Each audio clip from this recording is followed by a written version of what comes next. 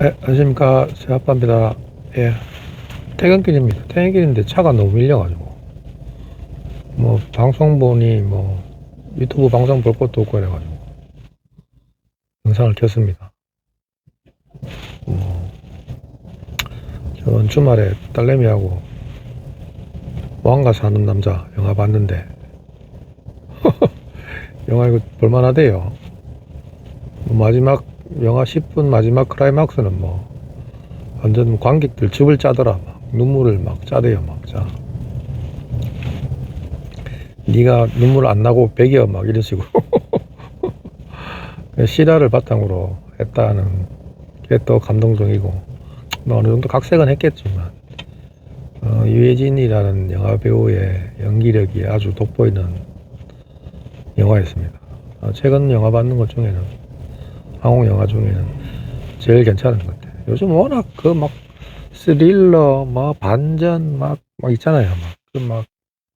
자극적인 내용들의 영화들이 대부분이라서, 네, 잔잔하면서 또 감동을 주고 이러더라고요. 영화는 재밌게 봤습니다. 그 딸하고 영화 보고 나와서 저녁 한 그릇 하고 이런저런 이야기도 하면서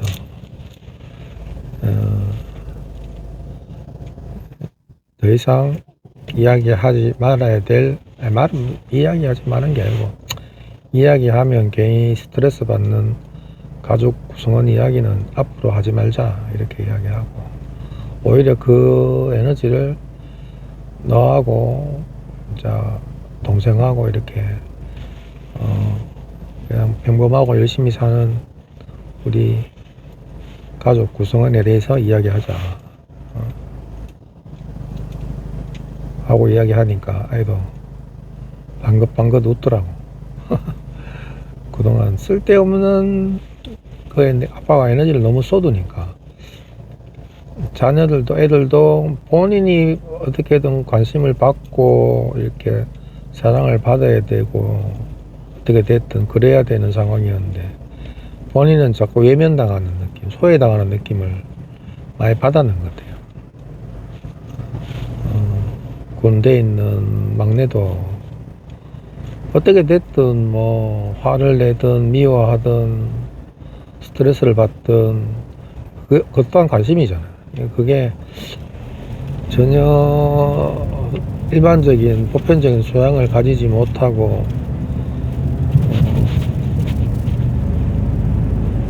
오히려 가족들의 에너지를 뺏는 사람한테 자꾸 에너지가 흩어지니까 애들은 오히려 소외당하는 느낌을 많이 받을 수도 있겠다라는 생각이 들더라고.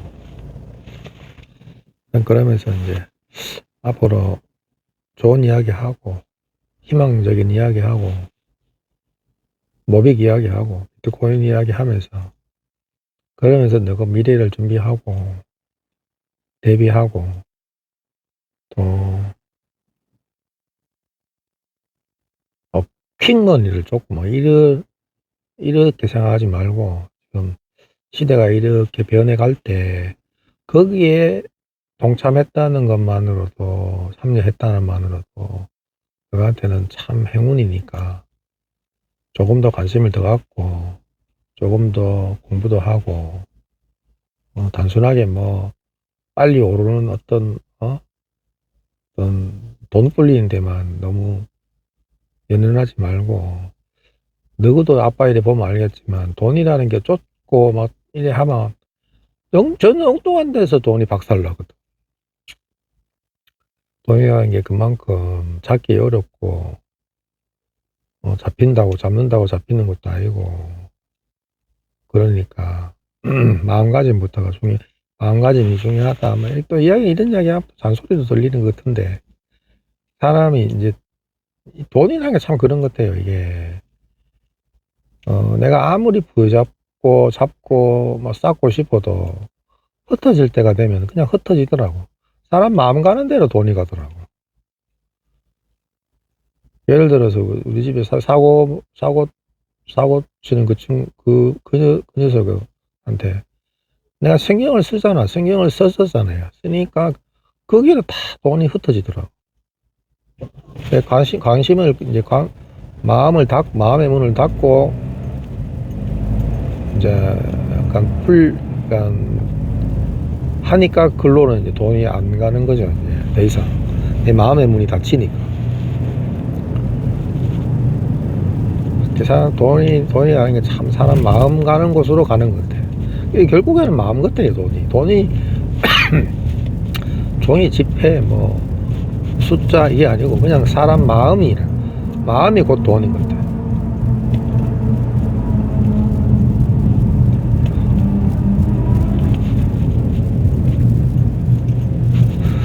그런저런 이야기 하면서 주말을 보냈었죠. 그리고 이제 또 하루 일과가 또 시작되고 월요일 아니지 연휴 끝나고 이제 어제 오늘 또 일과를 시작하는데 또 의미 있는 일들도 좀 있었고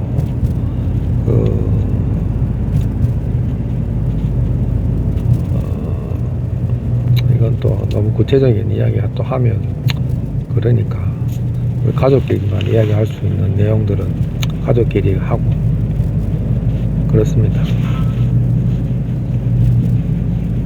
모든 것들이 이제 극복되고 이렇게 성숙해 가는 과정인 거고, 이게 근데 이런 문제가 있는 가족들이 있는데 이게 갈려요. 이게 갈린다니까. 예를 들어서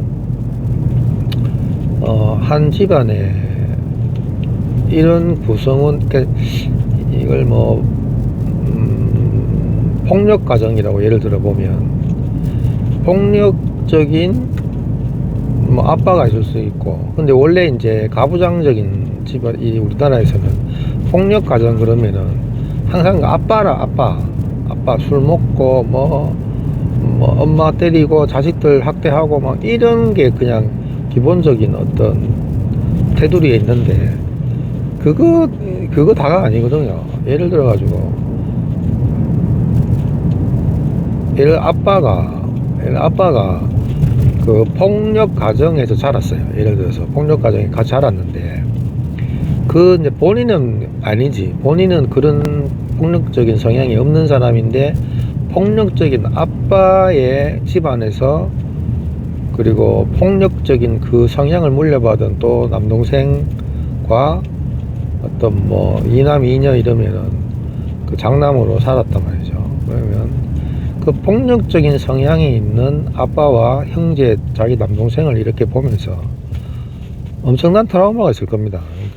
그러니까 집도 등한시하고 자기 마음대로 사는 아빠, 뭐 바람도 피고 뭐 돈도 안 벌고 술 먹고 들어오면 뭐 행패 부리는 아빠를 보면서 두려움이 안 있었겠어요, 그죠? 그런데 자기 남동생, 막내 동생이나 남동생마저 그런 성향이 보인다면, 그 사람의 그 성향, 그 성격이 어떻게 고착화될까? 예를 들어 막 도망가고 싶은 생각도 있지만 또 자기 엄마라든지 또 여동생이라든지 이런 거에 대한 내가 도망가면 남은 가족들은 어떻게 할까? 라는 죄책감이 있을 거예요, 그죠? 그런 것들 모든 것을 가슴속에 품고 결혼을 딱 했어. 그래가 나는 이런 가정을 절대 안 만들어야지라는 어떤 강박관념이 있는 상황에서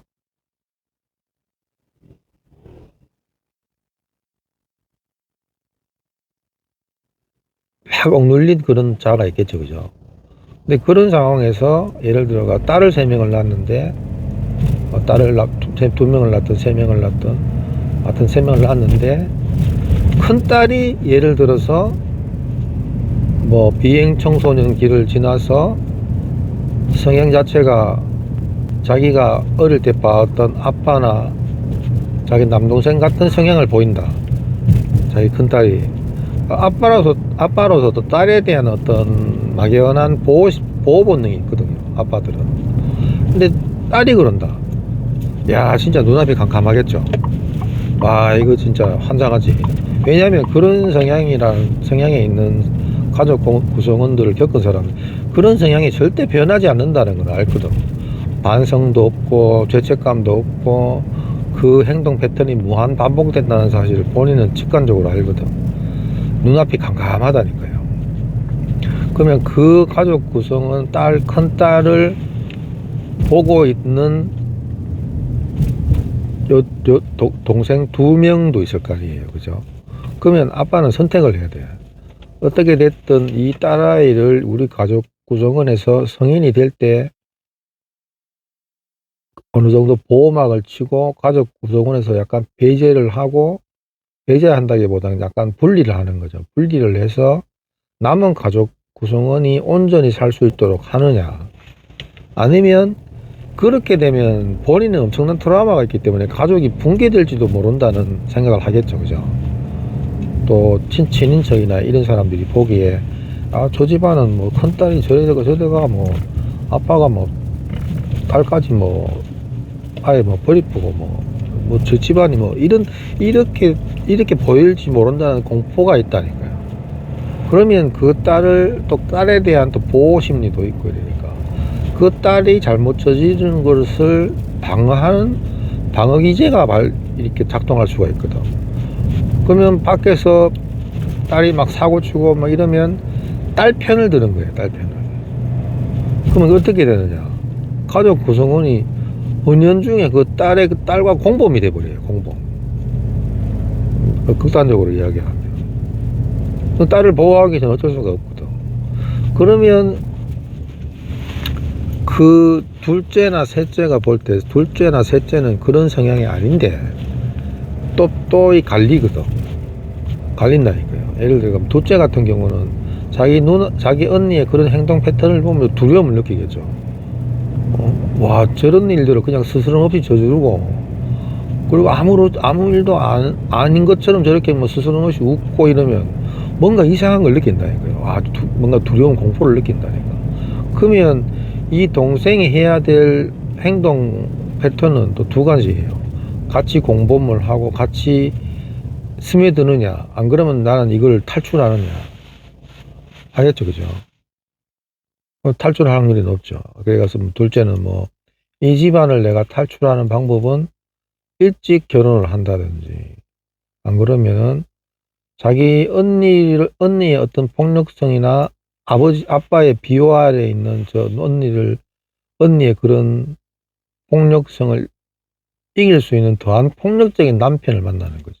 이 폭력이 악순환고리에도 빠져드는 거죠.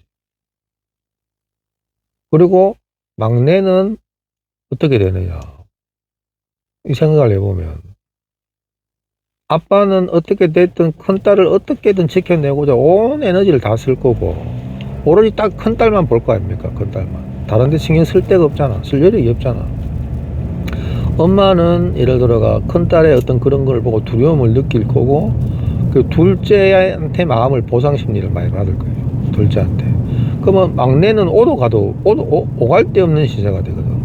그 막내는 어떻게 됐든 이 가족 구성으로 남기 위해서는 큰 언니 편을 들어야 돼. 그죠?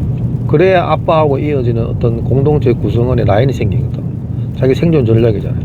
그렇다고 자기가 이것을 탈출하고 나가면은 용단이 있는 건데 그게 쉽지 않지. 그러면 아예 가족 구성원에서 아예 배제되거든. 그러니까 은근슬쩍 자기 누나 편, 자기 언니 편을 들면서 언니가 하는 그런 행동 패턴의 어떤 비슷한 역할을 할 수가 있어요. 그러면 그게 자기 생활 패턴에 고착화가 된다니까. 언니를 따라하고 언니하고 생활 습관, 언니가 하는 식으로 하니까 가족 구성원들한테 인정받네, 이런 식으로. 그러면서 나중 자기 내면이 파괴되는 것을 둘째를 치고 일단은 생존을 하게 된다니까. 그럼 그 가족 구성원들, 그 가족은 억수로 뭐라 그러지,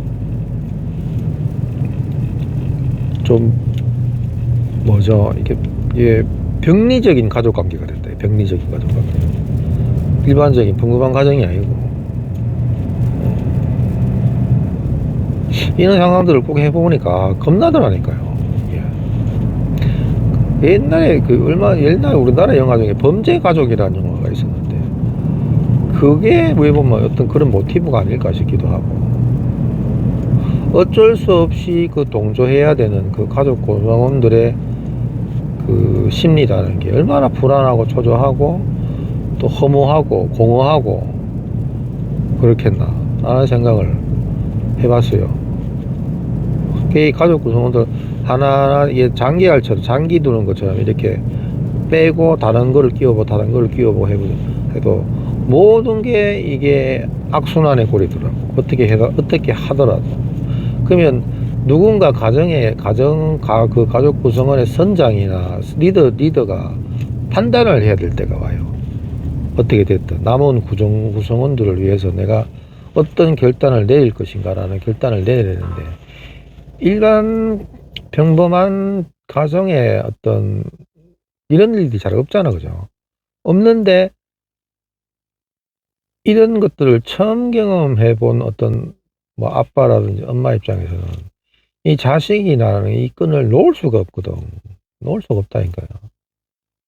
그러다 보면 어느 순간 그 가족 구성원 전체 다가 파괴되는, 무너지는 결과를 초래하게 된다니까. 용단을 내려야 돼요.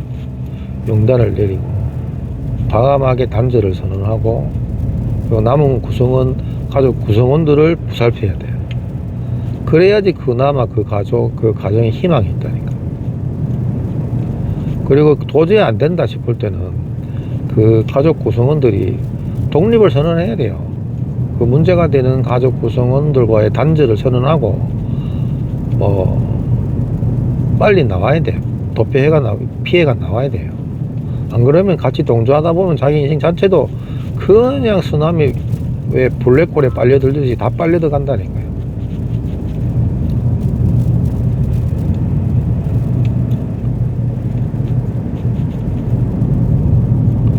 제가 이런 비슷한 경험을 지금 하고 있는 중이고, 지금은 빠져나오는 중이라서, 행여나 주위에, 그래, 아니면 본인이,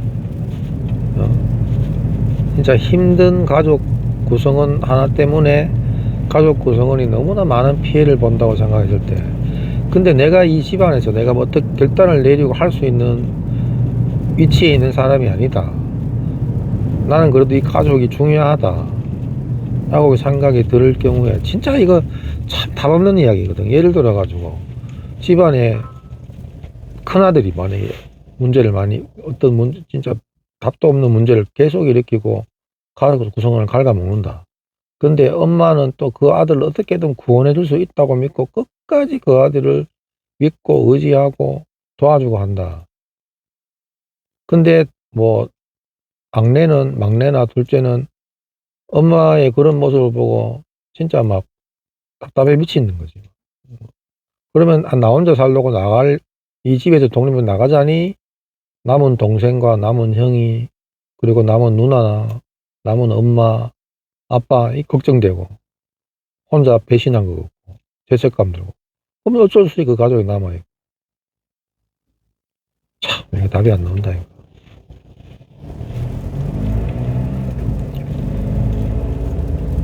집안에 아빠가 만약에 그렇다, 야 이거 진짜 참 그 당하고 맞고 하는 엄마를 지켜보면서 사는 자녀들의 마음은 또 어떨까? 그러면 그런 폭력 가정에 오래 이렇게 살아온 사람들, 엄마들 이래 보면 자기도 모르게 그 폭력에 이렇게 순응이 돼버려요. 순응이 됐다니까. 그래서 자책을 막 한다니까. 내가 더 잘했으면, 더 말을 잘 듣고 더 했으면 이렇게 남편이 안 그랬을 텐데 내 잘못이다, 뭐 이래 된다니까 사람이. 그러면 그 모습을 보고 자란 자녀들은 엄마의 그런 나약함이 얼마나 뭐라 그래야 되나, 그렇겠어, 그죠? 본인이 엄마를 구해주지 못한다는 죄책감과 또 무조건 참고 사는 엄마의 그런 무력감, 참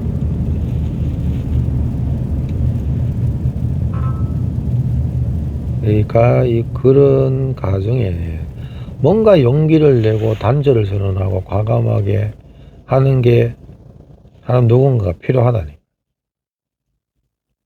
내 폭력이라는 게 참 무섭거든요. 폭력이라는.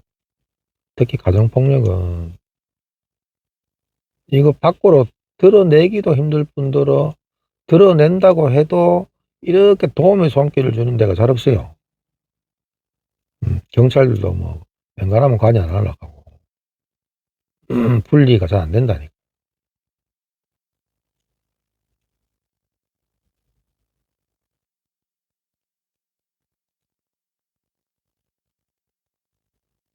쉽지 않은 문제입니다. 쉽지 않은. 근데 일단은 그런 폭력 가정, 그게 뭐 아빠가 됐든 엄마가 됐든 자녀가 됐든 어떻게 됐든 그 병리적인 가족 관계 구성원들이 이 곰는 거, 이걸 어느 순간 표면화 시켜야 된다니까. 곰는 걸 터져야 돼요. 밖으로 막 알려야 된다니까. 숨기고 해가 될 게 아니라니까. 곰는 걸 터주고, 이 현재 상황을 관공서나 공공기관이나 이런 데가 막 알아야 돼요.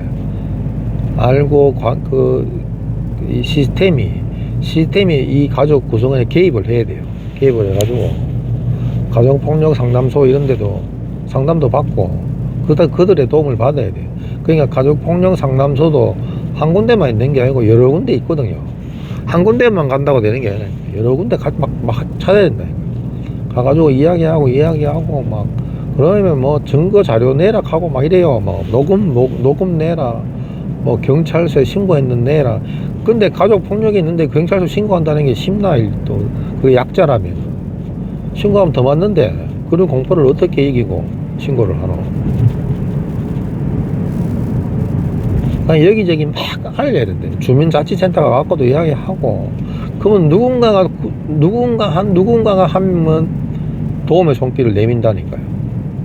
누군가는 이타심이 강한 사람이든 정의감이 강한 사람이든 누군가가 자꾸 관심을 갖게 되거든. 그렇게 하다 보면은 서서히 분리가 되기 시작한다니까요. 그러면 그게 정식으로 이렇게 시스템에 입력이 되고, 아, 이 사람은 가정폭력 가해자다라고 이 관공서가 들이 시작하면 조금씩 제재가 들어오고 된다니까요.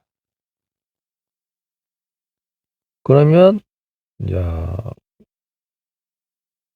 이건 또 개인적인 결단과 이런 것들이 필요하기 때문에 제가 말씀드리기는 어려운데, 폭력이 무서워서 이혼을 못하는 경우도 있거든. 그러면 그 전 단계에서 뭔가 이렇게 분리가 돼야 되거든. 그런 것들을 혼자만 고민하지 말고 상담소나 이런 데서 상담을 많이 받아봐야 돼요. 그러다 보면 방법들이 하나둘 나온다니까. 그러면서 경제적으로도 자기가 독립해서 살아갈 수 있는 뭔가를 준비를 해놔야 된다. 참 그게 어렵죠, 그죠? 이게 참 어렵지.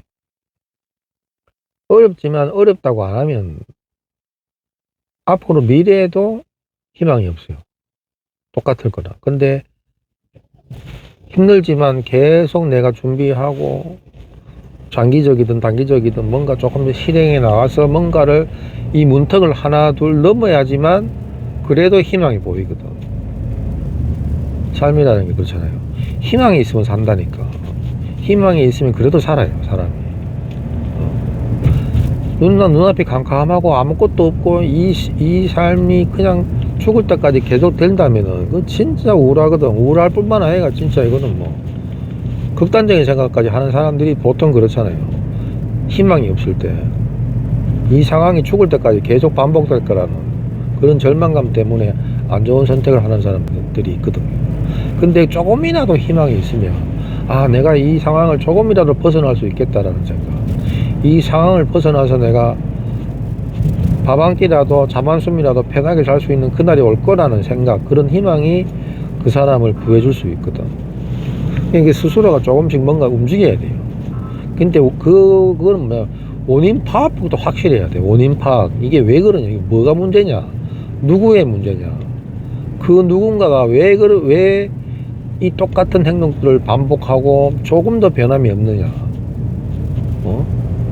이 평생 일이 반복되느냐. 그게 폭력이든 채무 문제든 많잖아요. 여자 문제든 시정이 안 된다. 조금이라도 변화가 없다면 이거는 희망이 없는 사람이거든. 희망이 없는 사람을 희망이 있을지도 모른다고 부여잡고 변하지 않을 거를 기대하면서 사는 게 절망이잖아. 그거 왜 그러냐고 혼자만 고민하지 말고 찾아보라니까요. 요즘 챗GPT한테 물어보라니까.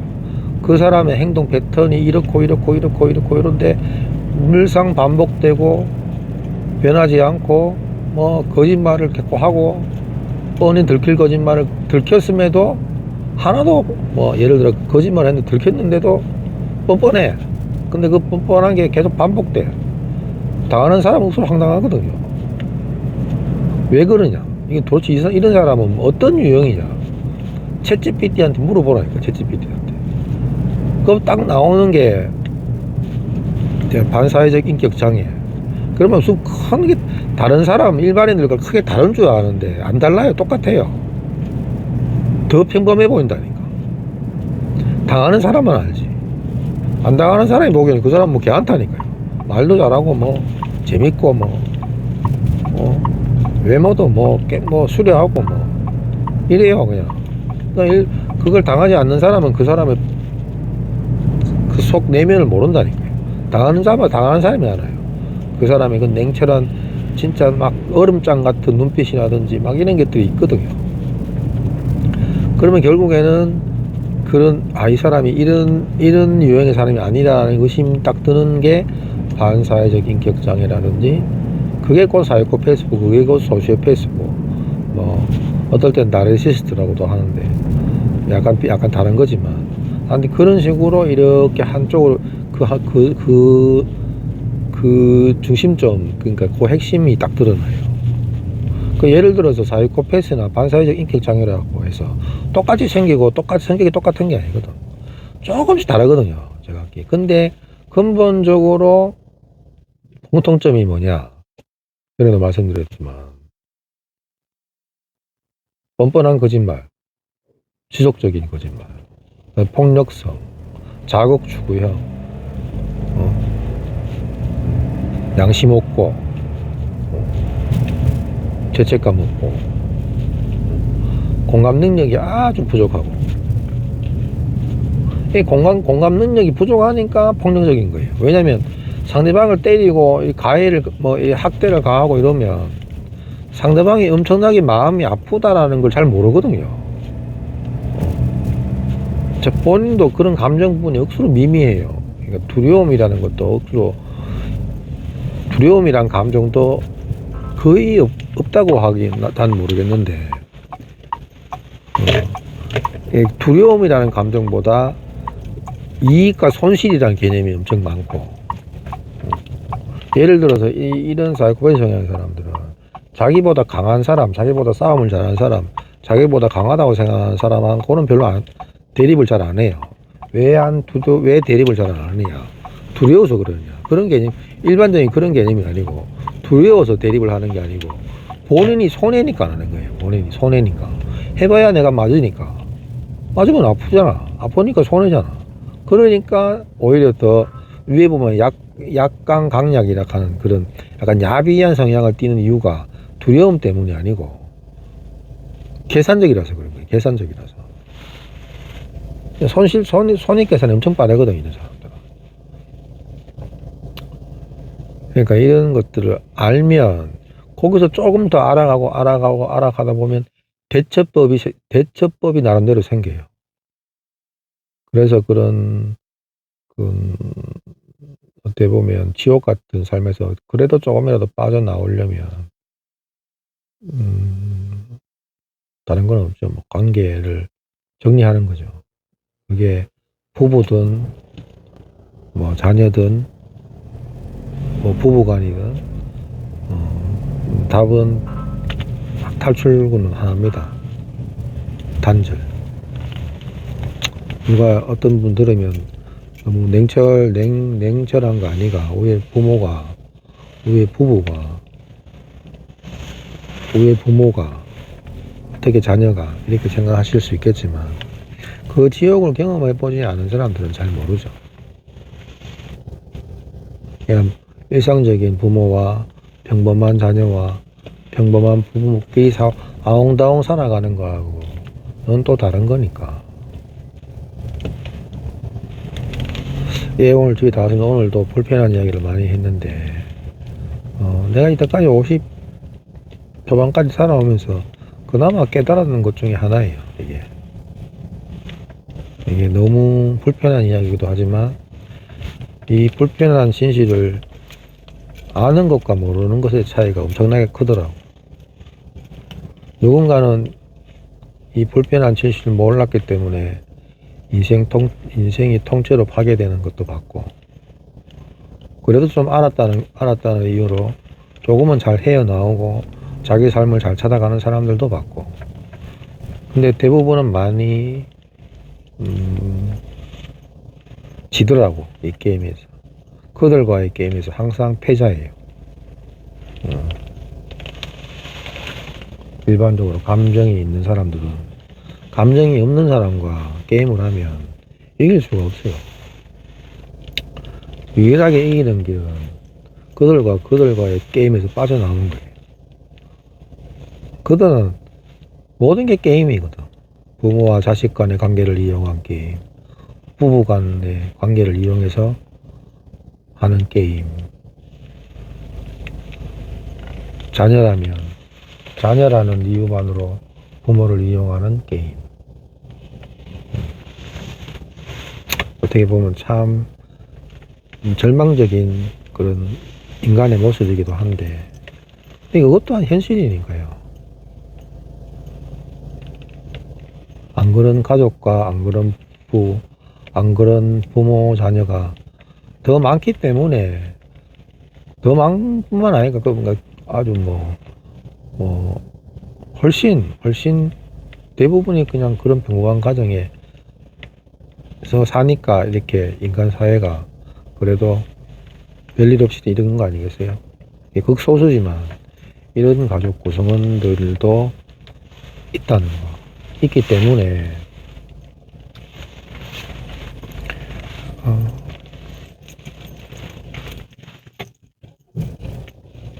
없다고 단정 짓기보단 혹시 내가 내 주위에 있으면 이런 이야기들을 이야기 해주면 또 싫어해요. 나도 내 주위에 있는 사람한테 슬쩍 이야기하면 엄청 싫어해. 본인이 깨달아야 돼. 나한테 안타까울 때가 참 많죠. 하긴 저야 저도 지금 아는 저도 이렇게 힘든데, 안다라고 말한다는 것 자체가 좀 웃기지만, 네, 집에 다 왔습니다. 다음 영상에 또 뵙겠습니다. 다음 영상에 또 너무 불편한 이야기 하려나. 불편하지만 누군가는 알면 조금 벗어날 수 있는 시작은 될 거고, 그래서인가 라고 하는 사람이 있기를 바라는 의미에서 그냥 이런 영상도 계속 찍습니다. 네, 다음 영상에는 모빅 이야기로 시작해서 모빅 이야기로 끝났으면 좋겠습니다. 네, 다음 영상에서 뵙겠습니다.